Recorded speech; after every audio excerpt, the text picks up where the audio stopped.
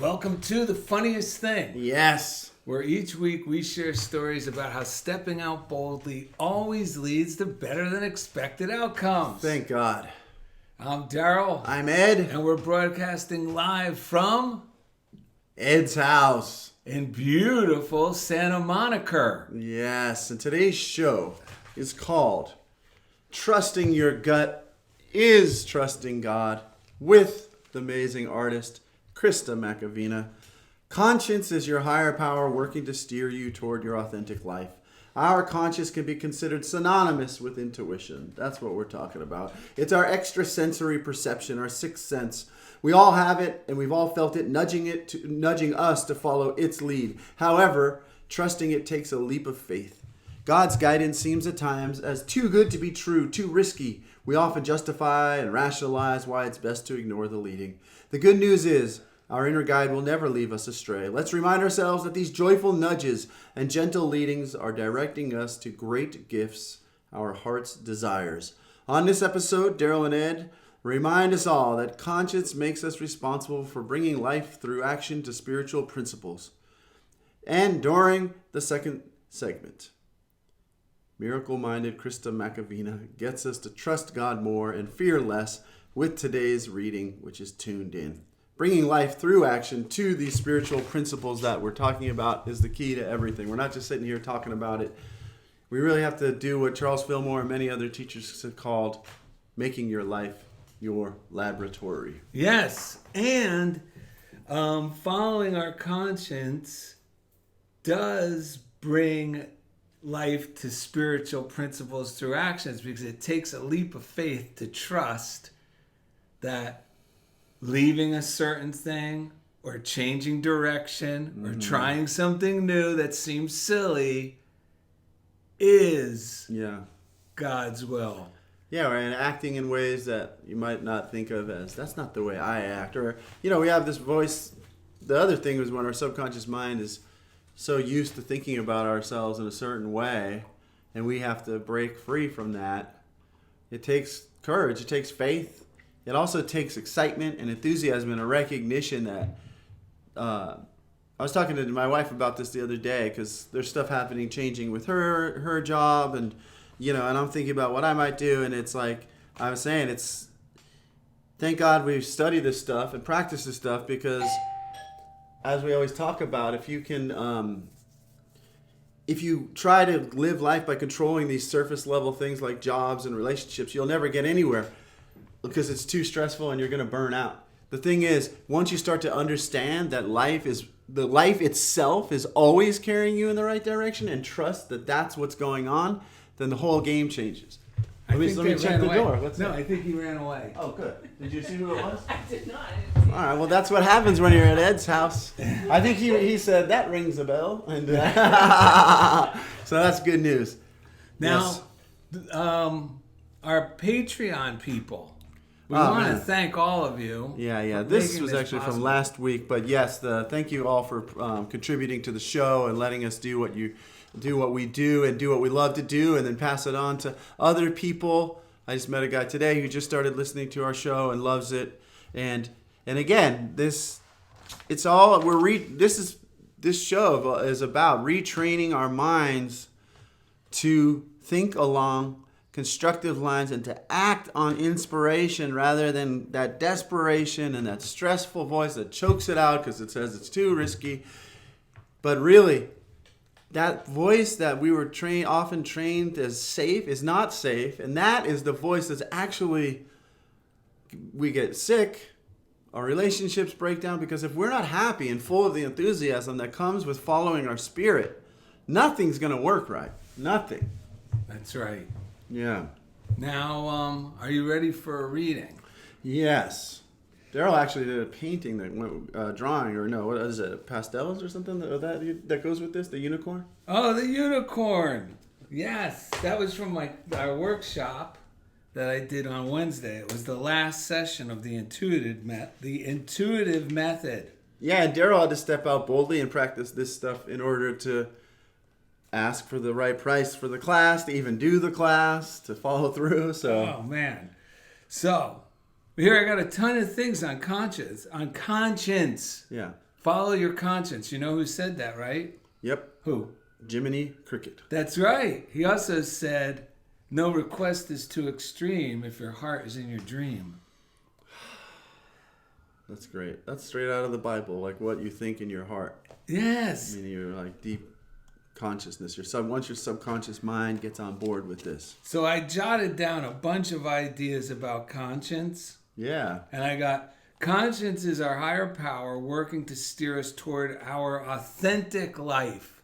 Not the life I think I should be doing or I ought to do, but the one that really, where all my needs will be met. Yeah. And I will be enjoying myself. But it's very scary because the safe thing seems reasonable, but we got to be unreasonable when we trust our gut.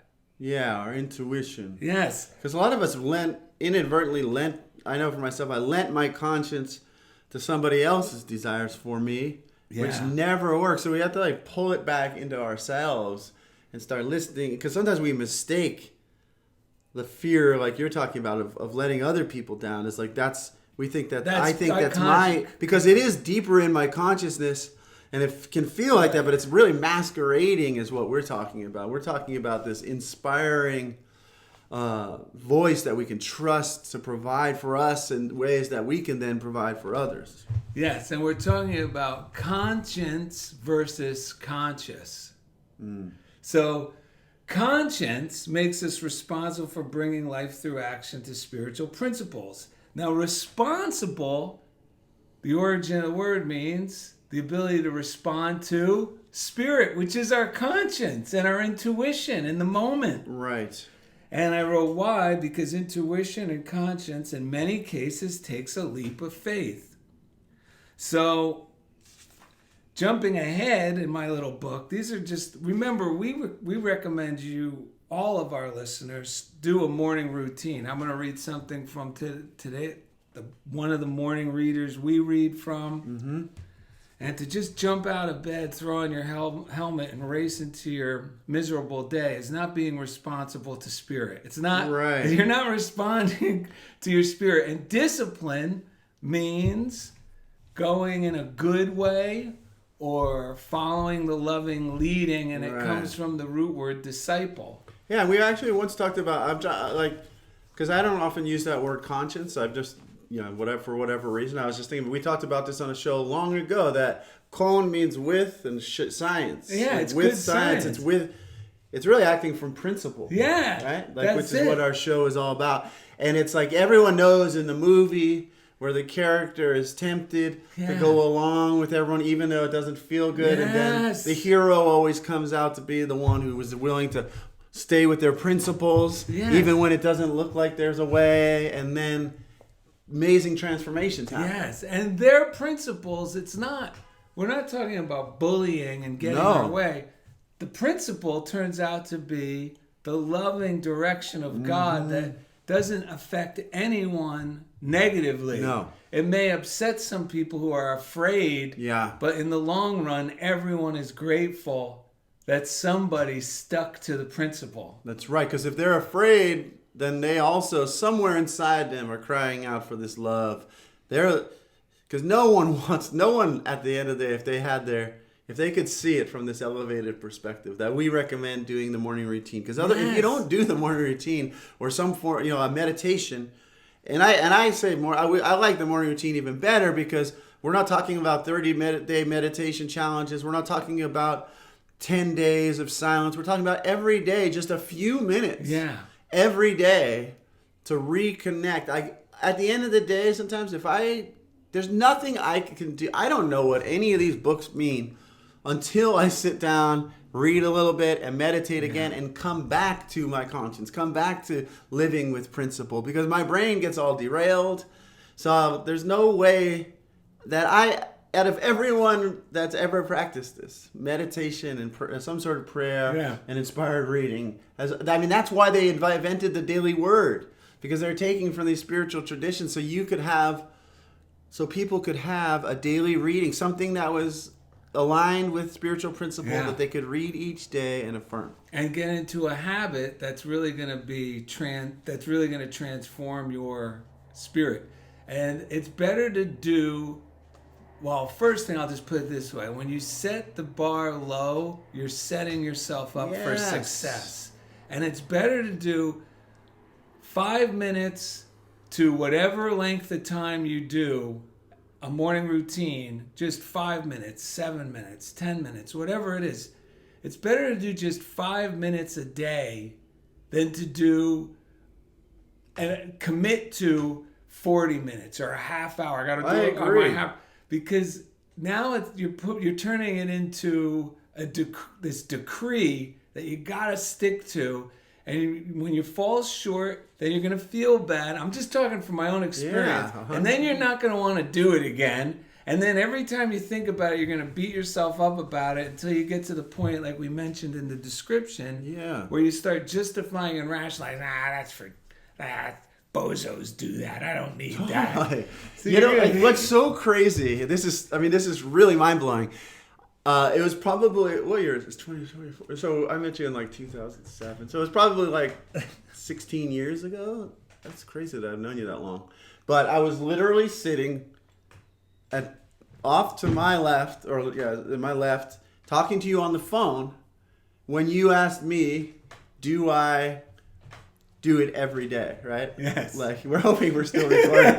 You want to check? Let's just see. No, because if I touch it, it'll shut off the recorder. Okay, well, hopefully it's just the screen Yeah, I'm afraid sleeping. if I hit it. Yeah, that's fine. That's fine. This is our first go. For those of you listening through audio, we're just checking to make sure we're still recording video. But I was literally sitting 2 feet to my left here when you asked me if I do meditation and stuff every day. And that moment really changed my life in so many different ways, because unless you can answer just a quick yes, like I know, and since that day, because it's kind of like you with the military. It's like no one had just asked me like a simple question that I could think about in that way. And since that day, I think every day since that's like, what did I say, like 16 years ago, I do it every day, no matter where I go. And even when we travel, we take a few of the books with us. Yeah, because I mean, one of the ways I was blessed, raised Catholic, I was praying every day because I was just a rote thing, right? But then I went my own way. Like, my life started to get, like everyone, we have to find our own way. And so it's like finding your way back to something simple that works for you. And that was the main thing. Now it wasn't someone else telling me. It was just like the way you asked the question so simply. It allowed me this. It's a yes or no thing. And I think I had been hanging around with the people at University of Santa Monica, the spiritual psychology program, which has a lot of great tools. But also you get a lot of people there who go, I can't keep meditating. Like, it's so complicated. Oh, I went to a 10-day with so and so and I got certified. But even the people who are certified don't have a simple enough practice where they just do it every day. And by the way, most people that call it a practice, they don't do it either. Well, most people, if you can't just say yes. What's great about this is all these great teachers from the 1800s and the last century, they all made it like it was something as ordinary, like that's businessmen, police officers, like, it wasn't this thing that now it's like this extreme thing. Yeah, like Unity we talked about homemakers, if you're a teacher, you're whatever you are. And that is a big difference between the tradition of the stuff that we read and other stuff. There is no like guru that knows any more about this than you, because no one can do it for you. And your conscience is your guru. Yeah. We keep saying that. That's right. Genuine, like this says, conscience will lead you towards your authentic life. Genius, genuine, and genie are talking about your intuition. And genius is not, he's a genius. The same people that go, he's a genius, are the same people that go on the extreme meditation trips and then don't meditate. Because the tendency is to make this into something that it's a specialty item, and I go to a special place, and now I'm in a special group, or I could say I'm a member of whatever it is, but then you drop out of just doing it. We're saying we don't care who you are, what you're doing.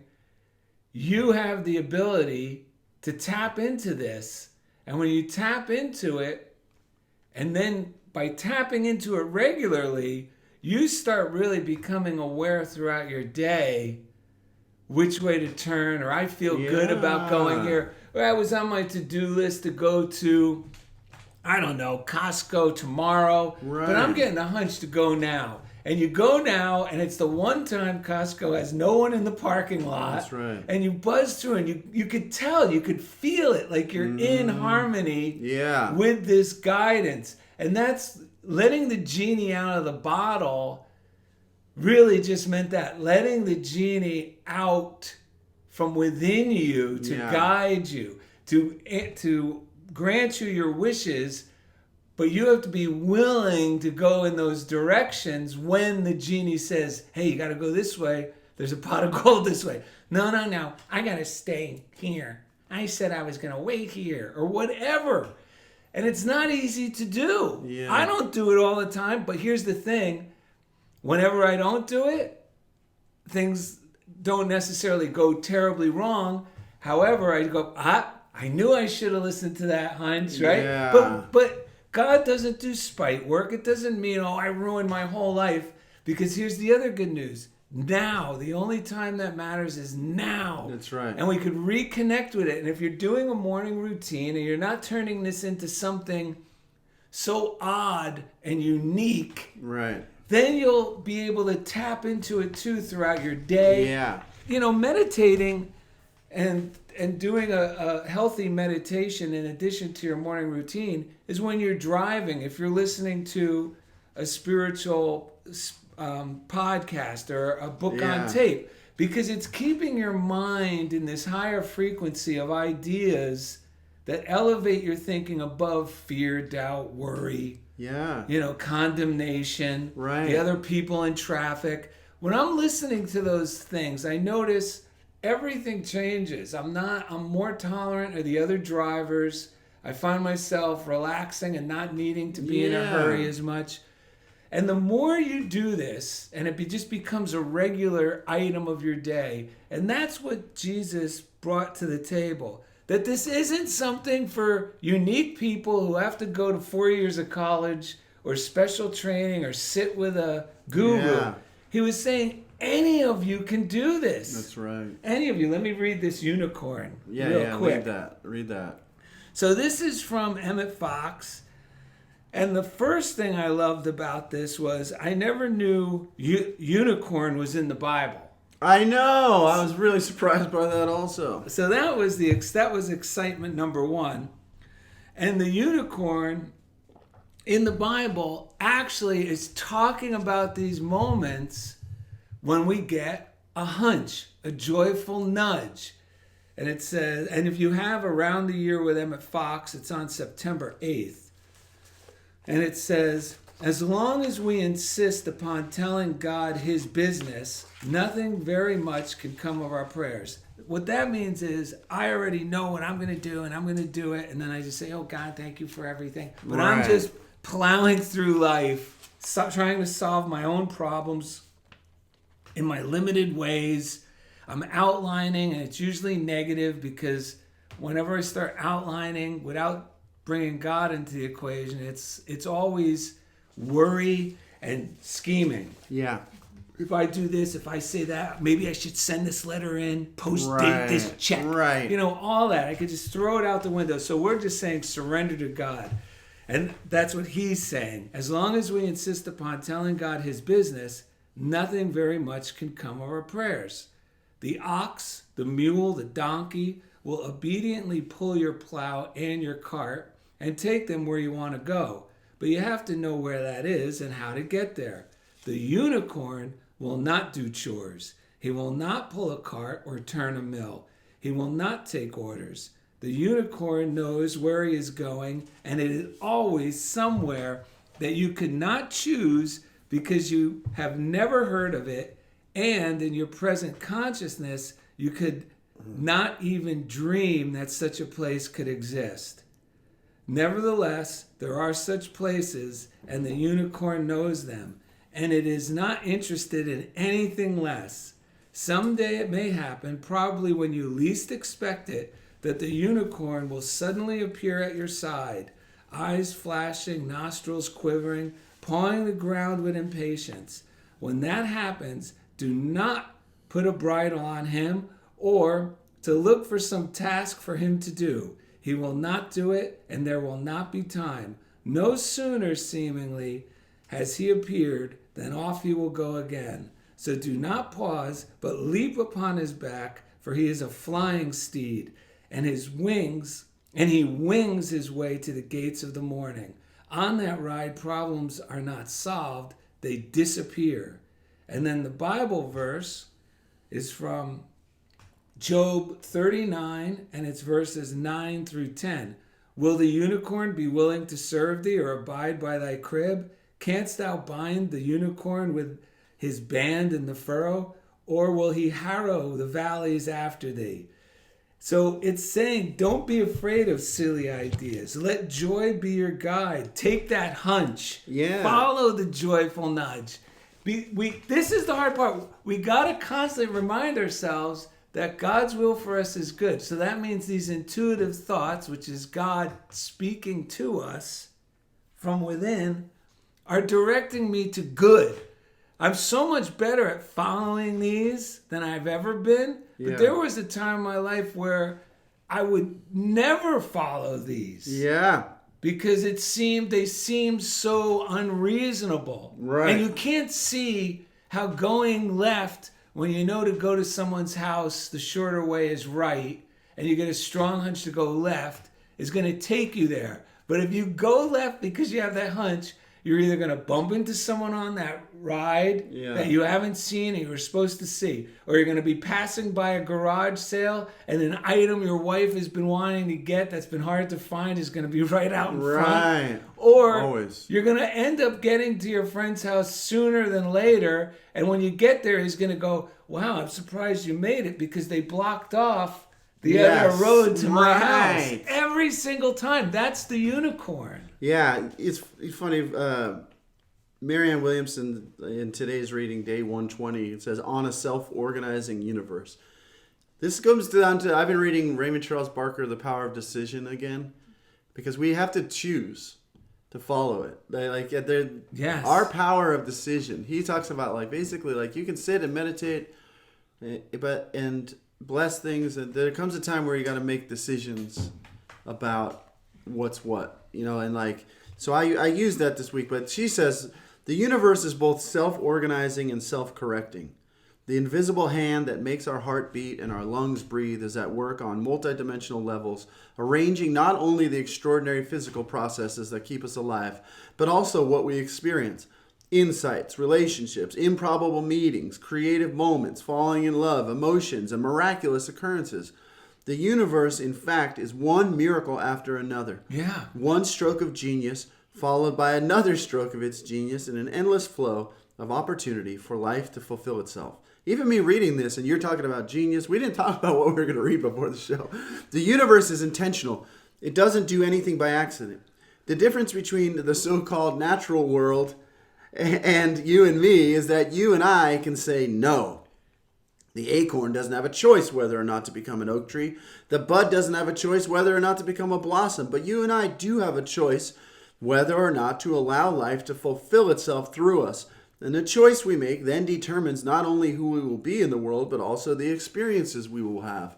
And on, I think it was, Thursday, I had an appointment with audiology for Kaiser because a couple of weeks ago, I talked about this on the show a month ago, my ear got so plugged and I couldn't hear. And it was all in my, it was more like, when your sinuses or something, you're getting plugged. But in that moment, it was so, all this stress was coming out, and she was like, well, do you have ringing or this or that? And I was like, I don't know. It felt so weird. I was like, I think, there's some kind of sound. It almost sounded like I was listening to a seashell because it was so plugged. So she's like, oh, I better send you to audiology. So at that time, I was like, they're telling me I'll do it. But then I used the decongestants and it went away. So this week I was like, why would I go to an appointment at 5 p.m. on a Thursday when the issue's already been cleared, Right, and if I ever need to go, then You could always go. But I literally used, because I was going, well, maybe I should, and I was like, Can't hurt to go. I was in the middle of, and I didn't make a decision.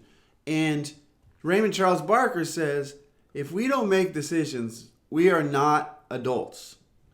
He says, the best thing we can do is admit I'm just infantile right now, because he says, yeah. if we don't make a decision, he says we're afraid of some symbol in our mind that's going to get mad at us, or we're going to let down, whether it's mommy or whatever. Yes, it's just a symbol in my mind. Yeah, it was so I just said on my way to work, I was like, I decide I'm not going to that appointment. Yeah. I'm going to call them. So I called them, and they weren't quite open. So I called them at 8:22. I talked to one branch, but they said the audiology is not open till 8:30. I get to school, I do a couple things. I go back to call them, and I got a message from the doctor saying, I'm sorry, but we have to cancel your appointment at 5 p.m. Isn't today. that amazing how that works? And he's like, and it was the doctor. Yeah. Which is really hard to get a hold of. He's like, call me back. So I called him. He wanted me to come in at 12. I was like, well, doctor, 1, I can't make it at 12, and 2, I was already planning on canceling. This is what happened. And he was like, so I got to check in with him. And he's like, well, just keep the number if you ever need me. Yeah. And it was a perfect thing. I made the decision, and the universe immediately reflected it back to me. And then I did. So I've been making this decision. I can't wait to go to work. I can't, because I realize I've been very infantile in some parts of my life, afraid to just make decisions, and afraid mommy's going to be mad, and always apologizing to people for the work that I do, which is good work. I've been apologizing. So I've been recognizing I can't sit around, because the other half of it is then looking around and waiting for mommy to tell me what we're going to do next. All of that has not been working. So this is what I was saying. I had to turn over a new leaf in myself and start saying, even if I'm almost playing a role, I say, I can't wait for work tomorrow. I can't wait. I have the best job. I can't wait. I can't wait to talk to Darrell right now. I can't wait to talk to Krista. I can't wait to surf, or whatever it is. And what's crazy is it's waking me back up to when I was younger, and I used to like to skateboard when I was 11. And what started out as me acting like a role turned into wait, this is how I actually used to feel all the time. Excited to do things that I wanted to do. So making that decision to follow our intuition, it works. I mean, I was going to tell another story, but yesterday, let's just say I made this decision that the other thing, I'm making the decision, I'm the best teacher. I don't deserve to get punished by mom, because that's one of the things that's been a big sticking point of keeping me stuck in this job. Is that there's so many mommies, literally moms, that are I'm interacting with. Well, and even all the bosses are big female women. Yeah. So this has been, but I realize I will never get free of this place. You are not wrong. You are not wrong at all. But what happened was I made the decision, because I realized if I don't go home and affirm that I am a great teacher, that I am great at what I do, that's me still waiting for someone else, inadvertently still telling someone else. And then when it would come to meetings and stuff, I wouldn't have any leverage to feel good, because I was inadvertently waiting for someone else to make the decision about. But since I've been making the decision that I'm the best at what I do, I mean, because you could say it, but until I finally until you know we what I'm saying? say it for ourselves. And I'm blessed that you kept saying it long enough for me to finally say it, Ed. And so I've been saying it, and all of those people, including some parents that the old part of me, because it's still in the background going what if they judge me?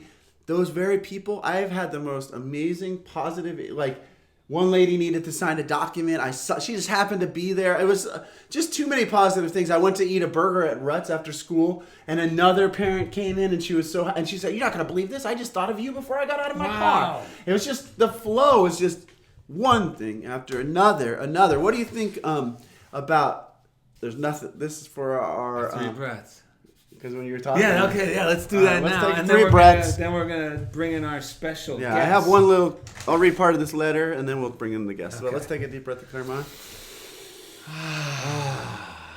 There's nothing odd about trusting God. Say it. There's nothing odd about trusting God.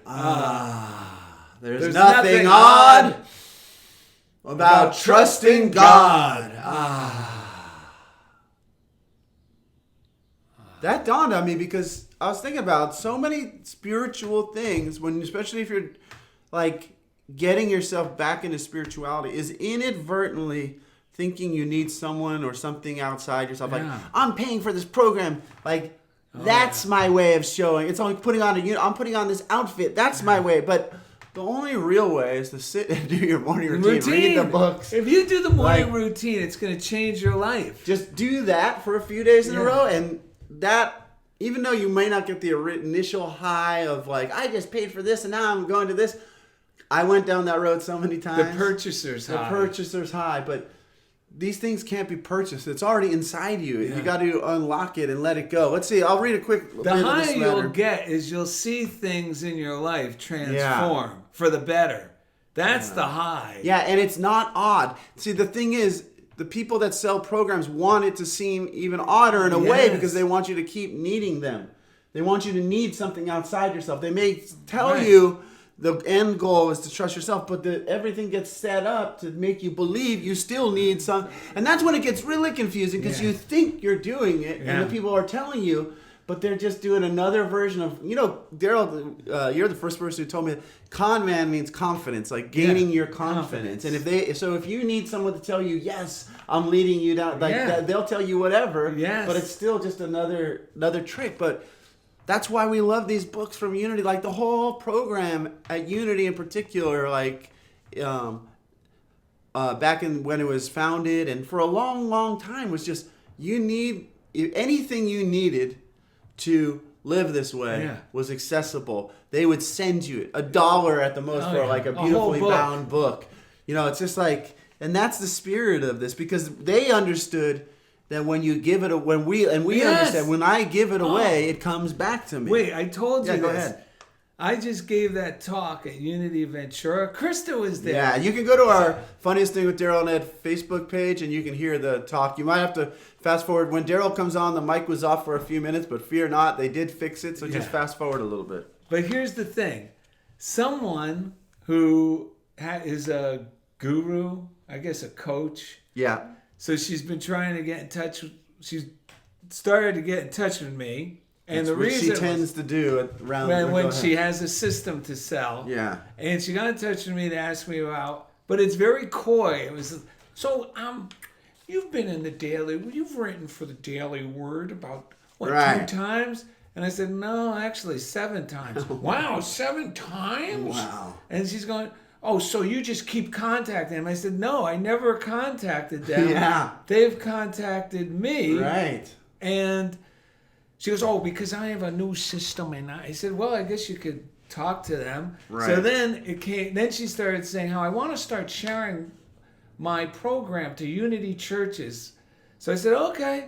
She goes, are you still in with Unity at Santa Barbara? And I said, well, I go there. Yeah, Yeah. I said, I go there. I said, I do know if you go on their website, you have to, if you want to be a speaker, you have to submit. Right. She was like, oh, okay, I could do that. And I was like, okay, good. But I did, because this was the week before I was speaking. I was going, see, now I'm trying to assume that people are on the same page. Virtuous. Yeah. So I said, well, if you want, I'm going to be at the Unity Ventura speaking on Sunday. And, she didn't make it. But then on Monday, she got to so how did it go? Yeah. Trying to keep the connection, working the network. Working the network. And I said it was 5 stars. And then she said, oh, that's funny, because I was thinking of 5 stars this morning. And by the way, did they pay you for that? I'm like, ugh. and so I didn't respond to that. And I'm thinking, I said yes because Kathy threw my name in the hat, and the high of sharing this stuff and then loving everybody there, like everyone there, I fell in love with. Right. And just how good I felt afterwards. Yeah. That's the reason. It's just because I love sharing it because it works so well in my life. Right. And the principles teach that if you do what you're here to do and be who you're here to be, that everything you need will be provided for you. That's why we don't have to weasel our way around. No. It's not fear of getting paid, or it's No. trusting that the money will come that allows Darrell to float around and do things in this way, and that allows me and Krista and everyone who's practiced this stuff. All right, Lisa Smith said she's coming on the show next week. Hopefully, we are at my house. I don't know where we'll be next week. We'll see. Yeah, we'll see. Your podcasts lately have been really hitting home for me. This last week when you talked about using a treatment to end a situation and then speak God's truth, wow. I've recently come to the conclusion of a lifelong struggle I've dealt with based upon lies I bought into. Doesn't need to be. So true. Doesn't need to be. That's the important thing. Like, I've had to say that with my... Because the problems that I've kept around are the ones that I have somewhere in my mind said, this needs to be. Yeah. This needs to be. And it doesn't need to be. Sounds just like Mama B. Yeah. She taught you that? You guys, that was It's coming like out her of me. voice. And even her mouth.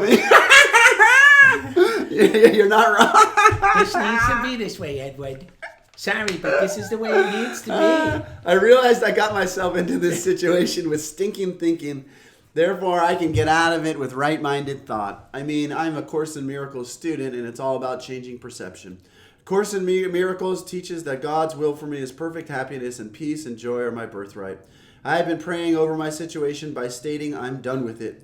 I'm sending these false beliefs back into the nothingness from which they came, and I'm moving on. I now claim God's truth about myself. By doing this work, I'm removing the blocks to love's presence and claiming what is mine by divine right. I'm thanking God in advance. Thank you for reminding me to do that, for the changes about to manifest, and I am so excited to see what is coming my way. A Course in Miracles, Lesson 107. I rest in God. In Him I have no cares and no concerns, no burdens, no anxiety, no pain, no fear of the future, and no past regrets. And that's the Foundation of Inner Peace version. Keep up the good work of keeping us all in line for claiming God's promises in our lives. P.S. If you're ever short of guests, you know where to find me. All right. And now, Coming up next, today's guest, miracle-minded artist Krista Machovina, gets us to trust God more and fear less with today's reading. Tuned in. Thank you for listening to Funniest Thing with Darrell and Ed from Ed's house. go ahead. Welcome back. Yes. Today's show is called Trusting Your Gut is Trusting God with Krista Machovina. I've been reading this amazing book. I'm going to just read a couple chapters.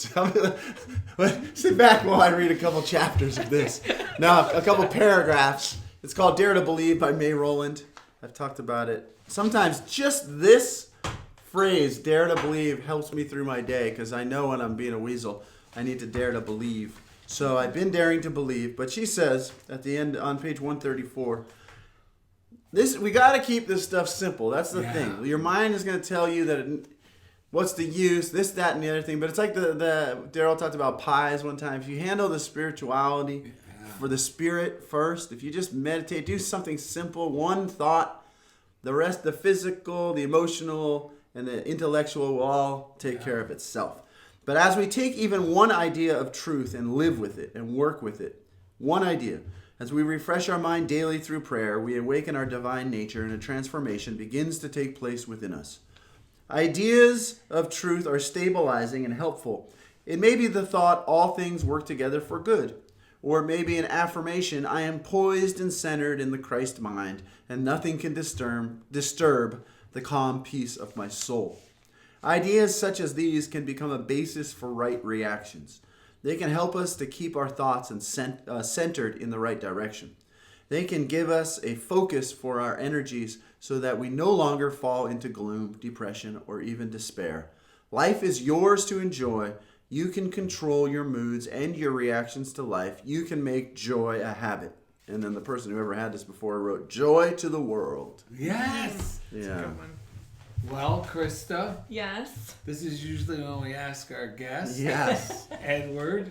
We know you've done a lot of preparation for the show, notes and such. And No, you've been has listening. anything popped up since you've been listening, sitting here? Yeah, I know we talk about the daily routine, having our own daily practice.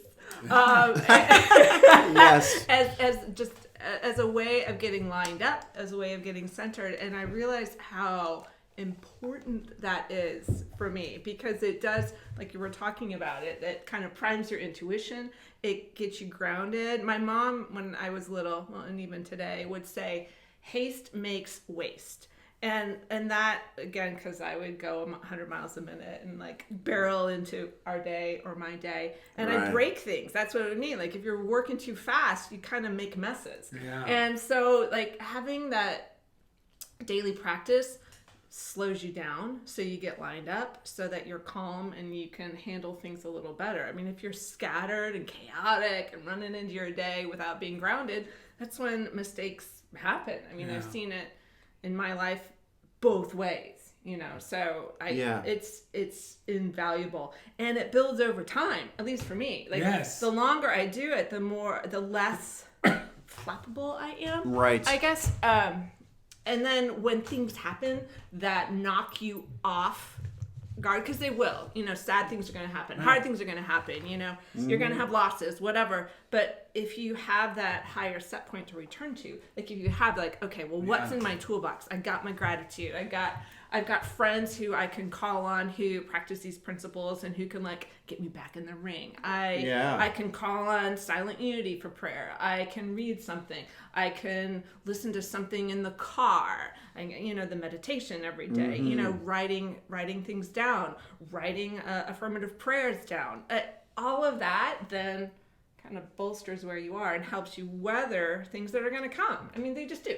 You know. Yeah. But how the impact of them is varied depending upon what you have in practice. Well, it also changes showing up for things that I don't necessarily want to do. It turns those into a spiritual practice. Yeah. Because my mind switches from this is something I didn't want to deal with today. Yeah. Or this was unexpected. Why do I have to deal with this? Right. Into my mind now switches quicker into, okay, what wonderful things. I'm going to surrender to this and see what comes of it instead of, because once I allow that, I'm already now shrinking and everything's getting sour. Mm-hmm. And I was listening to one of these speakers. I can't remember who it was, but it wasn't from that long ago. I think it might have been Joseph Murphy, and he was talking about how you gotta treat yourself, if you need to, as you're playing a role in a movie. What character are you portraying yourself as? Yes. Are you portraying yourself as the guy who goes, oh no, this is man, I'm dead. Do you want to be that character in the movie? Because that's all this is. Yeah. It's all it is. And when you change the character that you're going to portray in the movie in each situation, well, then you're going to get the outcome that person in the movie would get. Yes. Mm-hmm. That's right. Oh, that's right. Absolutely. In fact, I saw that recently. Well, because, I'd been dating someone, and unfortunately, we had a breakup, and I was distraught, and let's say I was going to call on you guys. And the day after it happened, of course, I've been crying, and then the ugly cry with the ugly face. And the next morning, I was supposed to go and be a part of a panel discussion for this art exhibit. I had a piece in, and the show was about trauma and resilience. That's my piece. So I'm like, I can't make it. And so, Darrell, you said to me, you know what? If you can try, if you can maybe just think about going, you don't know who you might uplift. And I'm like, okay. Or who you might meet. Who I might meet, or where it might lead. And so, that's right. And it was for you because it was about trauma and upliftment. You just went through a traumatic. Exactly. I was like, all right, you're the best teacher. It's like, if you're going to be resilient, be resilient. And so I went. And now I don't know if I don't. And the thing is, with following through on these things, you might not see the result of your following through on the hunches right away. I showed up, I did the talk, I met some lovely people, I talked with some after, but I don't know if you don't know what the ripple effect I don't know the ripple effect. But sometimes you just have to show up. Go with it. Yes. And see what happens. What about the miracle of what your friend said in the name of the piece? Yeah. Oh, about it being what? No, remember the name of the... Oh, yeah. One of my friends was talking, he was, again, giving me wise counsel, and he said, well, I think he, the man I've been dating, he's like, well, I think he has a lot to unpack And I said to him, I said, that's the name of my piece that I had. The piece in the show was a lot to unpack. Where you were going to go speak. So was I going to go speak? So it, you know, Isn't this I'm like, crazy? all right. I don't know how things are going to work out, but at least I showed up. And you know what? Maybe you don't see a ripple effect for 10 years. You know, maybe someone will say something to you later, or I would have met someone there that leads to another experience. But either way, it's all positive though, because you even felt better. I felt better because, you know, you want to nurture yourself. You don't want to cut your feelings off. I mean, that's not healthy, you know. But also, I don't like to feel bad. Like, I don't like to feel sad. I don't like to wallow. Yeah. You know, it feels yucky. So it was better that I tapped into all of my tools, and I used all the tools, and just kind of get up and go. Yeah, well, that's what Darrell and I talk about this a lot. Like, our minds, my mind might have me pinned, like, all through the night almost. And it's like, it's over. Yeah. It's telling me this stuff. But as soon as I get to the morning routine, the whole thing resets. Yeah. And now, like, it's kind of like the Einstein, it relates to the Einstein quote of deciding, like, the ultimate decision, the primary decision we have to make is this a friendly universe? Is this a friendly universe? Right. I think that was my coffee pot. Right. I just heard something beat. Is this a friendly universe? So if it's a friendly universe, what happens if I stop what if I can stop identifying with the part that thought it needed to shut everything down and stop living? That whole me was based on it being an unfriendly universe. What if I'm in a friendly universe and actually showing up, like, not being kind to myself and still just engaging with life? What if I do that, which is what I've been doing, because I'm changing my whole, I feel it's like the weirdest paradox. Like, the way for me to get through this job, I keep hearing, like, the stuff Darrell says, if you don't love this one, you're going to keep having it. So I'm just like, while I'm here. And the thing is, the more I love it, the more I can see myself leaving easier, because I remember that I'm good at it. I have all these skills.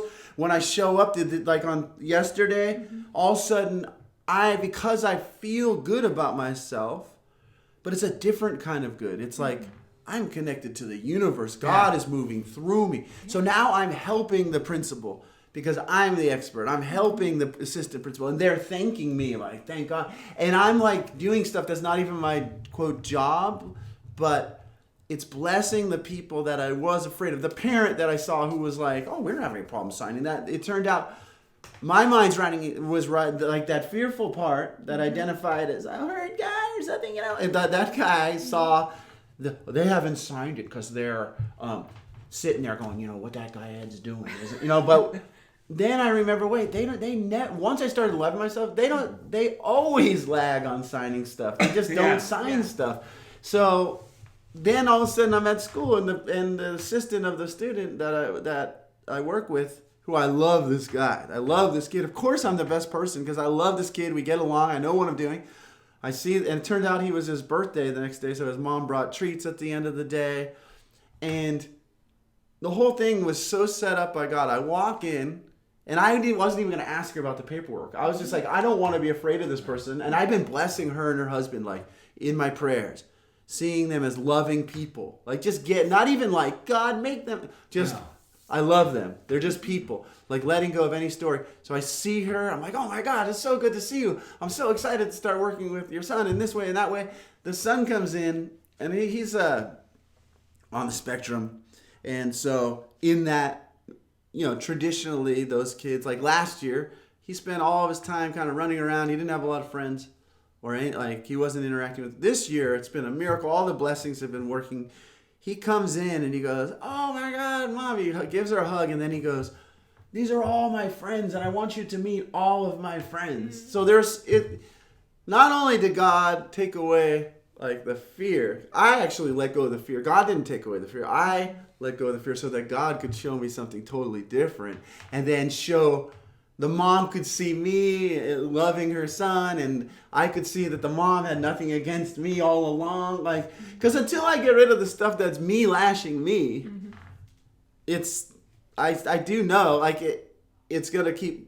It's gonna keep finding me, and I also appreciate the fact that Darrell reminds me that it's not just me though. That environment is full. Like, it's not like I'm gonna stay here because of that, but it's this combination of blessing it and and really affirming who I am as not being that victim. That's what I was trying to say. Is that because I came at it originally through Catholicism and praying, but then through psychology. But a lot of it was just, I feel like as I get more and more experience using this stuff, it's so much less me doing anything and more the things I do, right? Or to get me to stop doing what I used to do and get me to trust that God is doing it. And it never stops. That's the principal part. God never stops. God never goes along with this idea that I'm being punished or anything like that. So because when we go start our day and start running and doing things out of fear, when I do that, it's not just like, that's the way I do it. I'm doing that because I'm believing a voice inside me that's telling me horrible things. I mean, we may have gotten so used to it that we go, no, I'm not really thinking anything. No, there's someone in that head. It's not me. Yeah. Or I mean, now it's taken over my brain, but it's not really me saying the place is gonna burn down. No one loves you. This or that, and it's like, so that's why like, if you use muscle and like will to overcome that, eventually you're gonna have to. It's not gonna last because inside there's still a scared, hurt voice that needs to be addressed and admonished, like released. Yeah. Otherwise, we're gonna have to keep going down that road, or practice this way, which is about like revealing what God is already doing, recognizing there's no reason to run or be afraid. No one's actually saying any of that stuff that my mind thinks people are saying. And it turns out I'm actually the expert in this field. Like Darrell always tells me, as a teacher, I'm the expert. Oh my God, I've been doing this 27 years. Who knew that I'm really good at what I do, Like, but it doesn't matter what anyone else knows. It matters what I like. Am I listening to that conscience that Darrell was talking about within myself that is loving? That's the key to it. It's loving. And the fear is like, oh boy, I wonder what's going to happen kind of fear. It's a different kind. It's like letting go of all that old littleness. Yeah. Well, that's why discipline isn't willpower. Discipline is surrender to believing everything's good. You could surrender and just stand on principle, because following your conscience in that setting too is being able to, in spite of all the other teachers saying, no, he's on the spectrum, he has no friends, he's genetically going to be this way forever. You have to go, wait a minute, this is horrible. Because most teachers go, okay, I don't want to lose my job, I'm going to go along with it. No, sorry, your son is on the spectrum, he's going to be this way forever. And he's not going to have friends, so we're going to have to learn how. That's what but Ed has to go, I can't do that. And you have to be able to go, no, you can have friends. Yeah. And now he has all these friends. Yes. That's following conscience. I'm glad you're saying that, because what people don't understand, they're not really on the spectrum. They're just a unique person. Because people that study it too often and they don't have what we're talking about, and they victimize the person in another way. Yeah, yes. Like an understanding victimization. Yeah. But I don't look at that at all. And I'm like, no, this kid is blessed to be who he is. It's not real. No. It's either, you can't, because look, if this is a true condition, then it's been true forever. Yeah. So, but they didn't label anyone on the spectrum when I went to school 9. There was no spectrum. Right. However, there was me, there was all oddballs.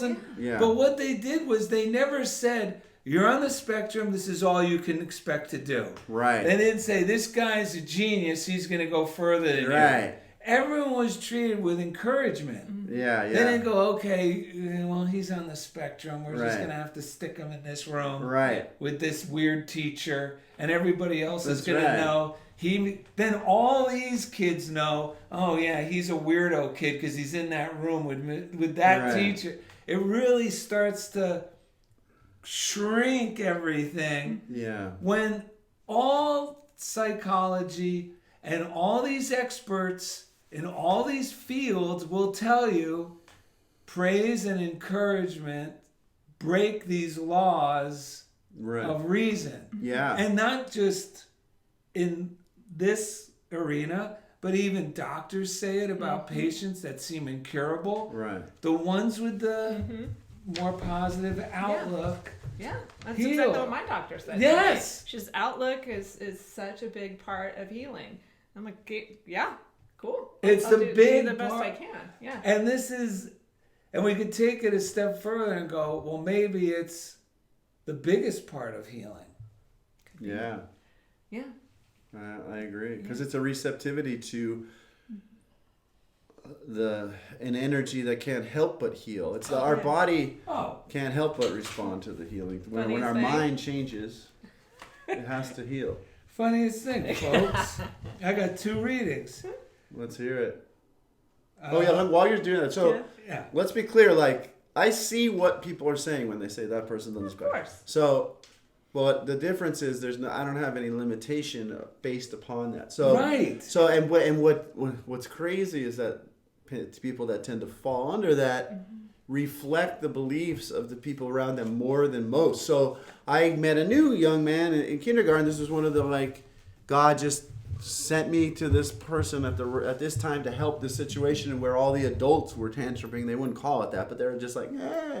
So I jumped in and worked with this young man, and I was like, wow, this kid doesn't he is so smart, and he writes well, and he can do math. So why but were it's they... just boring for him. But because he's so advanced. But his teacher was convinced that he can't write well. His teacher told the occupational therapist, which is the lady who can help people that have challenge writing, who I know who's amazing, told her he can't write well. He has dysgraphia.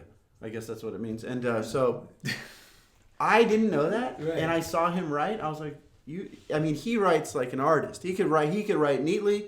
He can write like script. He can do whatever he wants. So, but what he also told, the student, who's only like 5 or 6, Right. told the occupational therapist, because he trusts her, because she's so loving.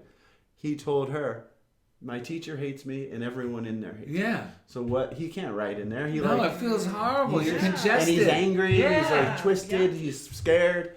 So, and then there was a kind woman that worked with him, a young lady that I know, a young woman, and he told that. And so this little guy, he's like 5 or 6, told the occupational therapist, she is the most beautiful worker at this school.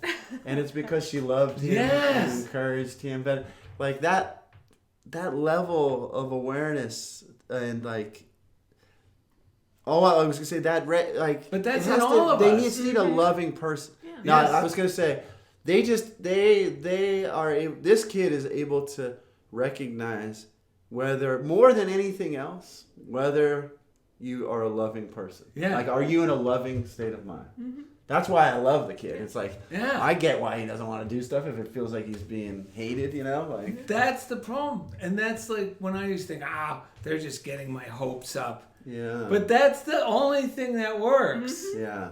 Is to get the hopes up. But I got so cynical after a while. Yeah. And like, this is just getting my hopes up. What good is that? Right. So listen to this. This is from Florence Scovel Shinn, The Magic Path of Intuition. Nice. This is lesson 5, Health and Happiness. A harmonious person is never vibrating at the same rate as a germ. Health and happiness go hand in hand. Ill health is caused by inharmony. A teacher never asks a student, what's the matter with you? He asks, who's the matter with you? As long as anyone can cause you to be angry, resentful, irritable, sad, etc., a harmful reaction takes place in the cells of your body, producing some sort of dis-ease, as Ed likes to call it. Oh, yeah. And then, speaking about conscience and trusting it, she gives a great affirmation. The universal power is my ship. I now sail fearlessly in unknown seas. Many people are afraid of new undertakings. They are panic-stricken by the idea of doing something different, even though old conditions are unbearable. Sail joyously in the unknown seas. Arrive in your promised land. People wear out doing the same things every day. Have some interesting recreation to use a new set of brain cells. The spirit is pure intelligence upon which man draws to tune in.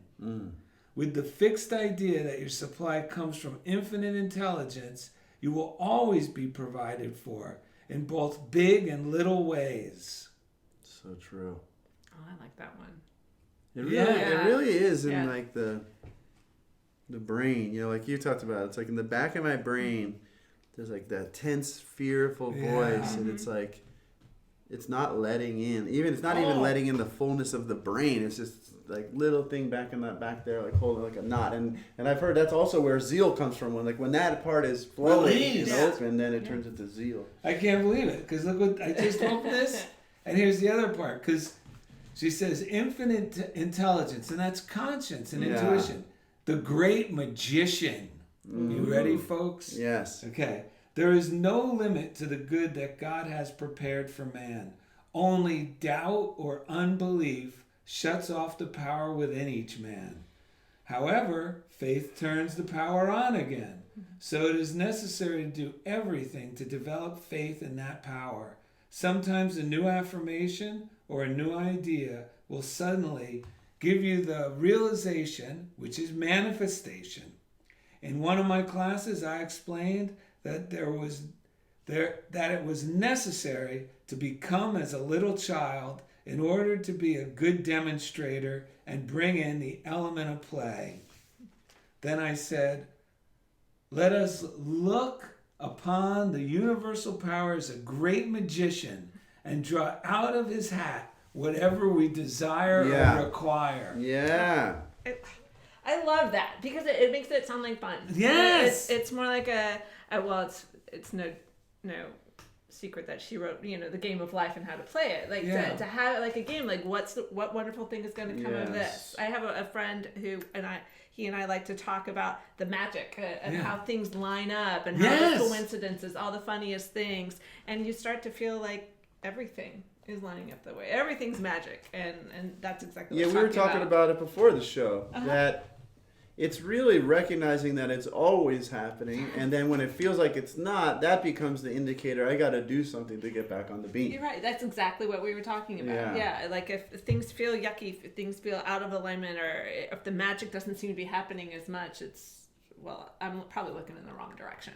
I'm not noticing the things that are lining up. And I've been getting better at during the week of taking a moment and just, it's like a very different calm voice that I have to insert in the midst of the noise and go, wow, I had a great drive today. Yeah. This worked out, and then this worked out, and then this worked. I have to connect the dots in a way, like don't disturb all the fearful buzzing around going up there, but just point it out to myself.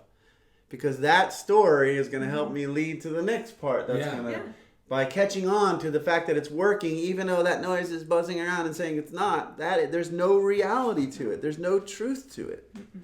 I mean, the truth is that it is always lining up, and it's just not dramatic. And I think in the past I got in a good way. Yeah, exactly. It's a good feeling.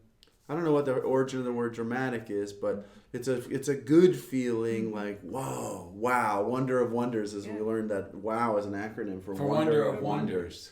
Wow, wonder of wonders, it's working, and it's always been working. That's the beauty of it. Well, think about how I met you and Darrell. Like, I mean, I know we've talked about this on the show before, but I've been listening to your podcast for a while. I happened to be in Culver City with a friend. We got ice cream. We parked the car to eat the ice cream. I look up and I'd seen your picture, and I'm like, I think I know that guy. And it was Ed. I'd never met him before, but you were doing what you needed to do to take care of yourself. You were outside of the office meditating. So you lined up. And then all of a sudden, I got to meet you. And you had ice cream. I had ice cream, so I was happy. That's amazing. And here we are friends all these years later. And it's definitely added to my life. Yeah. So. Well, do you want to read? Now let people know. Joyce Kramer is not Joyce Meyer. No. If you've been thinking, Darrell and Ed are reading that Joyce Meyer. No, Joyce Kramer is old, no longer with us. Yeah, Unity minister. Yeah, who really lived this stuff, and her writings just kick you right upstairs. So that's why we've been reading from them lately. They're very calm and sweet and grounded. And also with authority that we do have to make decisions. Yes. We have to decide. Coincidentally, I started listening to The Power of Decision on the ride down here. Wow. Anyway, Raymond Charles. We're no longer surprised by these things. Okay, Tuned In by Joyce Kramer. The worldly opinions of others have no effect upon me, for I am tuned in to the peace of God within my being. The negative words and actions of others may claim our attention. They may seem to drown out the inner voice of truth within. At such times, we need to hold fast and concentrate on what we know in our hearts to be true and good. This is not the easiest thing in the world to do, especially as others get more and more emphatic in stating their worldly opinions. But just in the way that we tune into one instrument in an orchestra, following its melody alone, so can we tune in to the divine guidance within, blocking out all other sounds. If we jump from truth to negation, we are rocking our lifeboat, so to speak. For what we think upon molds our lives and affairs, our health, our happiness, our prosperity. We will have smooth sailing as we keep ourselves centered always upon the presence of God within us and about us, as we listen only to God's voice when making decisions and forming opinions. Practice daily. Through practice, we will become strong. You will keep in perfect peace those whose minds are steadfast because they trust in you. And that last line was from Isaiah 26:3. There you have it. Yep. Now, Yep. you know, That's a good one. we have a little story about you. Anything else you want to say before we tell the story? Tell the story. The good thing is Indy's not around, so we're not going to get charged for an extra 3 hours if we go a little long. Oh, no. Well, How long is the story? no, it's not that long. But it was, wait, this happened last week? Yeah. Oh. She's been feeling very frisky ever since she found out. She doesn't And she have started a boyfriend? tuning into her joy. Yes. Yes. Oh, boy. Here we go. Blushing. Krista had to go to the dentist last week. Oh, wait, you're supposed to read this part. I am? No, I was like shit. backing out of the room. Okay. I'm scared now. All right, go on. Go Okay. Krista had to go to the dentist. Well, she's been drowning out all those negative voices, those fearful Yes. voices lately. Like, not listening. She's been listening to the unicorn. She's been making the inspired Yes. choice. I am the Krista unicorn. had to go to the dentist last week where it was discovered she had a cavity that needed to be filled. The dentist asked Krista. Young lady, what kind of filling would you like for that tooth? Krista thought for a moment, then replied, Chocolate, please. That is more true than you know. Oh, wait, you actually have it here. It's already here. What do we have here? Oh, I laid it in there. I didn't print this out until we, that's the beauty of being at Ed's house. Wow. Oh, I want to thank the wife for the vintage setup here. That's beautiful. Yeah, this has been Oh, fun. we forgot to Environment. thank Jeff Comfort. Each week. He takes us Right into the comfort zone. Yeah. Yeah. Well, as the great words of the guru. he knew how to hop on a unicorn, didn't He had no problem hopping on a unicorn and dressing like one too. That's true. I'm a shooting star leaping through the sky like a tiger, defying the laws of gravity. I'm a racing car passing by like Lady Godiva. I'm gonna go, go, go. There's no No stopping me. I'm burning through the sky, yeah. 200 degrees, that's why they call me Mr. Fahrenheit. I'm traveling at the speed of light. I wanna make a supersonic man out of you. Don't stop me now. I'm having such a good time. I'm having a ball. Don't stop me now. If you wanna have a good time, just give me a call. Don't stop me now. Cause I'm having a good time. Don't stop me now. Yeah, I'm having a good time. I don't want to stop at all. Visit DarrellandEd.com to find easy Krista links. Machovina, thanks for coming. Is that everything we do? Stop. Don't stop me. Don't stop me. Don't stop me. Hey, hey, hey. Don't stop me. Don't stop me. Hoo, hoo, hoo. I like it. Don't stop me. Don't